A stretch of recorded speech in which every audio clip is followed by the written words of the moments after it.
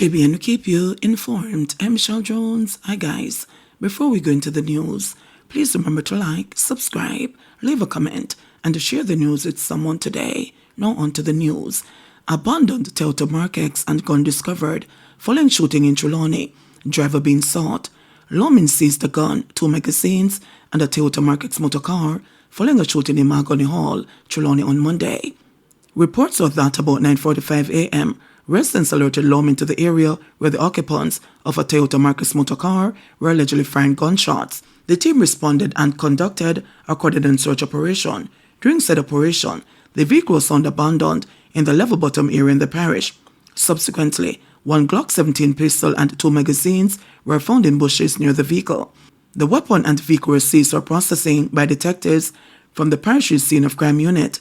The police are appealing to the driver of the motor car to turn himself in immediately. Meanwhile, lawmen are asking anyone with information that can assist them in their investigation to contact the Falmouth Criminal Investigations Branch at 876-954-3073, Crime Support 311-811, or the Police 119 emergency number. Man held with loaded gun at Olympic Way polling station. A man was arrested on Monday after allegedly being held with a loaded gun on the compound of a polling station in Olympic Way, St. Andrew. His identity has been withheld pending further investigations. Reports from the Huntsville police are that about 12:50 p.m., the man was at a polling station in the area when he was seen acting in a manner that arose the suspicion of the security forces. He was accosted and a knapsack he was reportedly carrying was searched. According to the police, a Glock 26 pistol fitted with a magazine containing 5 9mm cartridges was found in his possession. He was arrested. Meanwhile, over in St. Elizabeth, a man who police spotted with an illegal gun in middle quarters on Monday night has been charged with possession of a prohibited weapon. He is 49-year-old Leon Taylor, otherwise called Ganja Baby, of Newtown District in Black River in the parish. Reports received are that around 8 p.m., a police team on mobile patrol in the area observed a man standing beside a white motor vehicle holding what appeared to be a gun in his right hand. As the police approached, the man reportedly ran off. The lawman gave chase, and the man reportedly dropped the gun in a garbage bin. It was subsequently held by the police and the garbage bin searched in his presence. A 9mm pistol affixed with a magazine was reportedly found. Ganja Baby and the gun were taken into custody. He was transported to the Black River police station where he was charged. No court date was given for the accused. Thieves robbed and set fire to church in St. Anne. The Ocho-Rios police in St. Anne are trying to identify the perpetrators who stole items from an unfinished church and set a section of the building on fire. Fire was seen coming from the Exchange Seventh-day Adventist Church late Sunday night into Monday morning. The Ocho-Rios Fire Department responded to an alarm raised by residents. The blaze damaged the interior of the church, benches, and other pieces of furniture. It was also discovered that the public address system and construction boards were among items missing. The church's pastor, Emil Somerville, says the senseless act of vandalism has left congregants reeling from sadness and disbelief. Well, we've come to witness a time where people have such disregard for the things of God and for the things of holiness. We still stand a little surprised that the hearts of mankind can be so wicked to have no regard for the church or the temple of God. Regardless, we stand in rebuke to the terrible act that was committed, but we still want to promote that God loves everyone and would want to see those responsible turn from their wicked ways and even return the things that they have taken. 2 arrested in $27 million narcotics seizure in St. Thomas.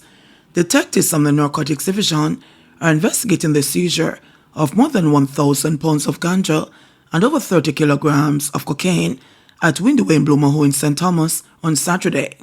2 men were taken into custody in connection with the seizure. The police report that lawmen were conducting operations in the area when they searched a shed. 1,229 kilograms of ganja and several parcels containing 31.4 kilograms of cocaine were reportedly found inside the shed. The ganja is valued at almost 12.3 million Jamaican dollars. The cocaine has a street value of 94,200 US dollars, or more than 14.7 million Jamaican dollars. Man fatally shot in flanker was wanted for serious crimes, say police. Assistant Commissioner Clifford Chambers, head of Area 1 Police Headquarters, said the man was fatally shot by the police in flanker, St. James on Monday, was wanted by the St. James Police for serious crimes, including murders and shootings. He dismissed claims by some residents that the man was innocent and unarmed at the time of the shooting. Unfortunately, we have an incident at this location where a man challenged the security personnel, and based on what the officers, what the joint teams were trained to do, they responded, and the man was fatally shot and an illegal firearm recovered. The person who was shot, I've since learned, is person of interest and has been the subject of several joint police-military operations for a period of time. He has featured in several shootings and murders in the particular space here and the wider St. James division. So the team executed what they're trained to do, and we're happy that things are back to normal now and that voting has resumed for some time now. The Independent Commission of Investigations, INDECOM, is probing the fatal shooting. INDECOM has comments approved into the circumstances under which members of security forces, that is the military and police officers, allege that they were in the flankers area when they learned that men in the area had guns. They proceeded to the area and they allege that they saw the men running, and when they chased the men, one particular individual, Peter Johnson, opened fire at them. They returned the fire, and when the fire subsided, they discovered that the said man had suffered gunshot wounds. They allege that they rushed him to the Conner Regional Hospital where he was pronounced dead. This happened at about 1:30 p.m. today.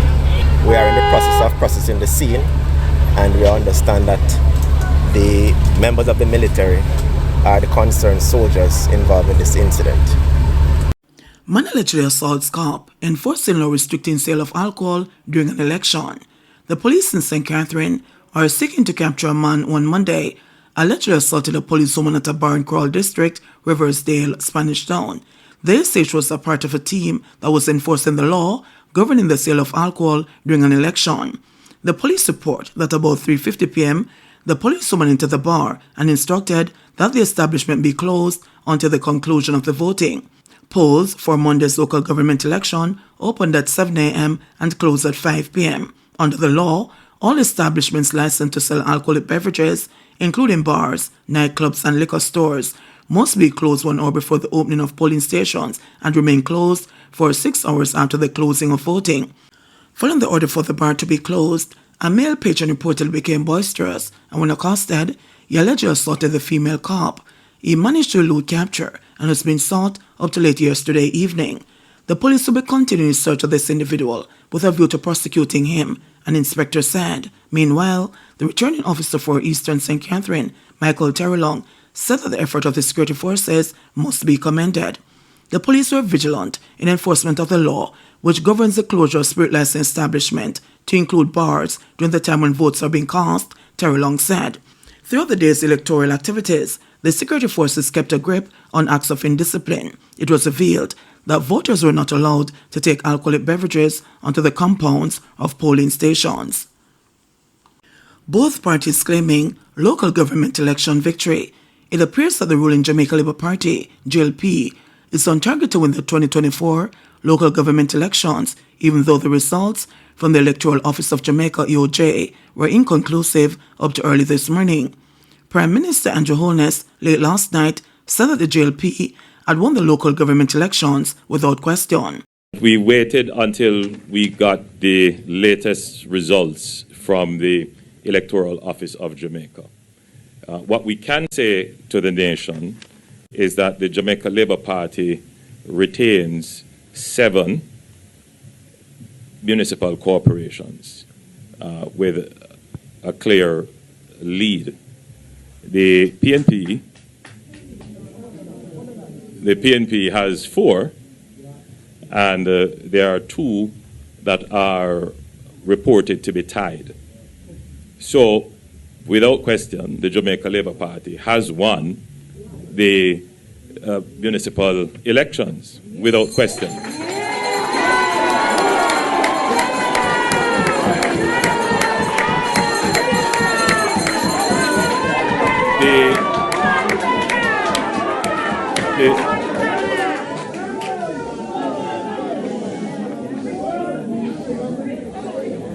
The two municipal corporations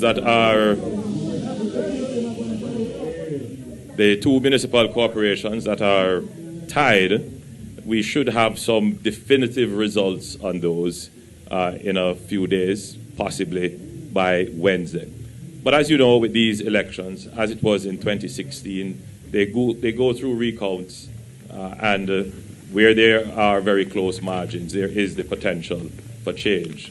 So right now, the most definitive result that we can say is that the Jamaica Labour Party holds 7 municipal corporations, which is the majority of the corporations.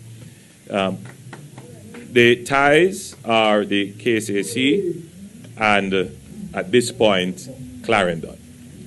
And as I said, those will probably go through. The Jamaica Labour Party owns 7 municipal corporations, which is the majority of the municipalities, he emphasized. At the same time, however, opposition leader Mark Golding, the president of the People's National Party, PNP, trumpeted that his party would secure the most divisions in the elections. Having not won a general election since 2011 or a local since 2012, we have shown that we have the capacity to deliver, to execute, and to achieve victory. And my heart is full because the PNP has come back as a strong, powerful force in this land again for the masses of the people and all Jamaica.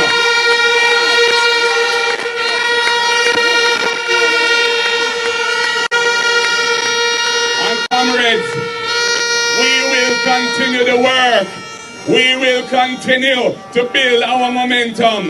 We will continue what we have been doing because we will not let the people down. The people want to see a PNP government, and the people want to see Iman, Mark, Jefferson rolling in Jamaica House, doing the work of the people. Clean heart and clean hands. The preliminary voter turnout was 29.6% of the electorate, which is marginally lower than the 30.06% turnout in the 2016 local polls 8 years ago. Following last night's preliminary count, the EOJ will carry out its final count to determine the results of the polls. The PNP and the JLP are tied with 20 divisions each in the race to control the Kingston and the St. Andrew Municipal Corporation, KSAMC. It appears that the PNP is on target to win the popular vote in the KSAMC as they were leading up to this afternoon. If the PNP wins the popular vote, it would take control of the KSAMC. The tussle for the KSAMC featured significant battles for the Pepin and the Trafalgar divisions, with both incumbents being political turncoats, having switched allegiance to the JLP. Venetia Phillips, the turncoat politician who crossed over to the JLP, suffered defeat to the PNP's Darrington Ferguson. Phillips lost the race by 259 votes, as Ferguson secured 2,113 votes. In 2016, Phillips won that division with 2,208 votes to 1,931 from the JLP's George Planto. In yesterday's polls, Planto secured 61 votes as an independent candidate. Just the clerk of the PNP unseated Carrie Douglas, a former PNP councillor who crossed the floor of the KSAMC to represent the JLP. Clark represents the Trafalgar division at the KSAMC. The PNP won the race for the mayoral seat in the Portmore Municipal Corporation. Incumbent Leon Thomas sprinted clear of political neophyte Markland Edwards. In St. Thomas, the 10 divisions appeared split between the JLP and PNP, with 5 divisions each. This means that the popular vote will again determine who is selected as the next mayor. JBN, we keep you informed. Please remember to subscribe, like, share, leave us a comment, and click the notification bell to receive our daily news items.